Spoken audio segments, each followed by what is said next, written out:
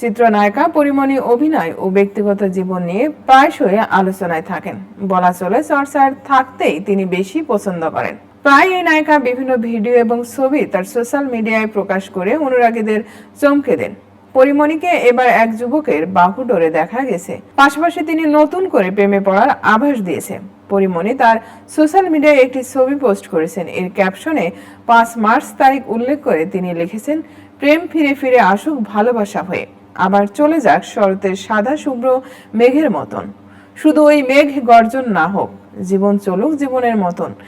এই ছবি প্রকাশের সঙ্গে সঙ্গে শুরু হয় তুমুল আলোচনা। সবাই বলেছেন, পরিমণি তাহলে নতুন প্রেমের আভাস দিলেন। পরিমণি কার বাহুডোরে আছেন তা প্রকাশ করেননি, কেবল তার হাতটাই দেখা গেছে। পোস্টের মন্তব্যে কেউ কেউ পরীর পাশে থাকা এই মানুষটিকে কণ্ঠশিল্পী শেখ সাদি বলে দাবি করছেন। অনেকে আবার প্রিয় নায়িকাকে শুভ কামনাও জানিয়েছেন। এমন বিভিন্ন ধরনের মন্তব্য করছেন তার ভক্তরা। পরিমণিও বিষয়টি বেশ উপভোগ করছেন। কারো কারো মন্তব্যের জবাবও দিচ্ছেন তিনি। পরিমণি একাধিক বিয়ে করেছেন। সর্বশেষ 2021 সালের 17 অক্টোবর চিত্রনায়ক শরীফুল রাজকে বিয়ে করেন তিনি। এরপর 2022 সালে 10 আগস্ট তাদের ছেলে শাহিম মোহাম্মদ রাজ্যের জন্ম হয়। পরের বছরেই তারা আলাদা হয়ে যান। বিচ্ছেদের পরেই পরিমণি জানিয়েছিলেন, সন্তানের প্রতি বাবা হিসেবে কোনো দায়িত্বই পালন করেননি শরীফুল। সবটা তাকেই সামলাতে হয়েছে। সেই সঙ্গে তিনি তার সিনেমার কাজও চালিয়ে যাচ্ছেন।